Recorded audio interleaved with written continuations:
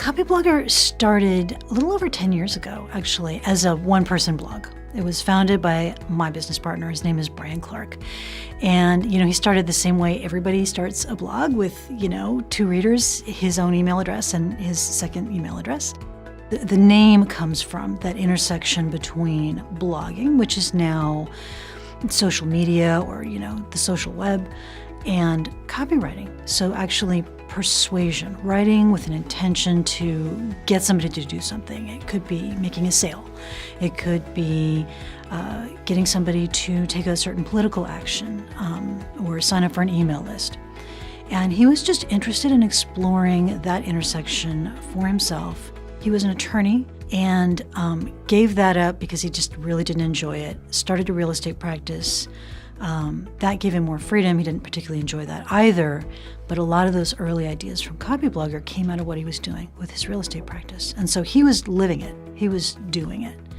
But also, like a lot of attorneys, he was a closet fiction writer and a closet screenwriter. He loved words and literature and language, and had a facility with those. And he realized he was going to be able to use an interest and a gift for language and writing to actually do something very pragmatic and also very useful.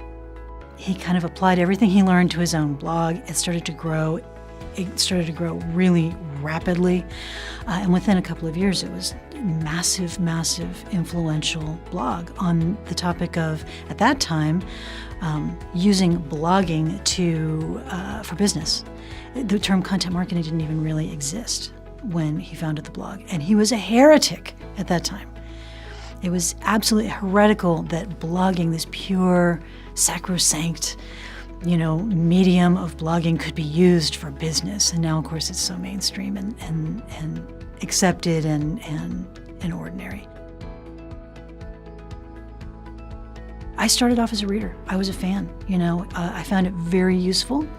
I had a full-time corporate content marketing job. I didn't know that's what it was. Again, we didn't use that term, but I had a team. I was producing, hundreds and hundreds of pages of content for customers, and the ideas in Copyblogger were really helpful for me. And so I was a fangirl and, fangirled on Copyblogger for a while, started to get involved. We started to do some projects together, and eventually we came together and co-founded a new business with some other business partners. Content marketing is fascinating. Even the term itself is pretty new. It's a new term to describe an old behavior. And I think that it's become much more self-aware and self-conscious and probably more strategic. People are starting to really understand that there are repeatable, provable strategies that tend to work better. And also I think people are getting smarter about the need for real talent, for talented writers, talented videographers, talented podcasters, as opposed to just shoving a bunch of keywords in something and hoping it floats. I think the 2 really crucial elements are, one is that spark, that creative spark. You have to have some craft. And I always recommend to people, go ahead and take that screenwriting class. Go ahead and do a poetry class. Anything creative that you do with your craft will show up professionally. So the first is a commitment to craft and talent and ability. And then the second is business strategy. Understanding what it is that causes people to move along a path to purchase, and really being able to think about those things strategically without giving up your spark. So it's really the 2 sides. Sometimes we say it's the killer and the poet. That's an old line from David Ogilvy, who's one of the great masters of advertising. You've got the poet, but you've also got a little bit of that strategic killer instinct.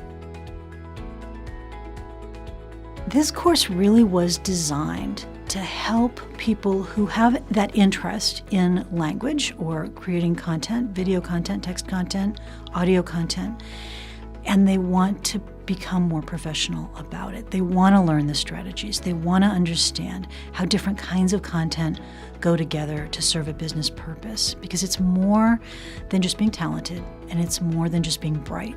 There really is a strategy, there's a strategic framework that you can learn, that anybody taking this course can learn, and it will make your content so much more effective. It's not a creative writing course, so if you have a reasonable degree of confidence about your abilities, most people who go into this do. Most people who go into content marketing say, I like to write, I'm a decent writer, I feel pretty comfortable with it, but I'm not quite sure how the pieces fit together, and I maybe don't have the confidence to go to a company and position myself as, I'm a content marketer, I understand content marketing strategy. That confidence, and of course the knowledge and the skills, are really what this course would be able to give students.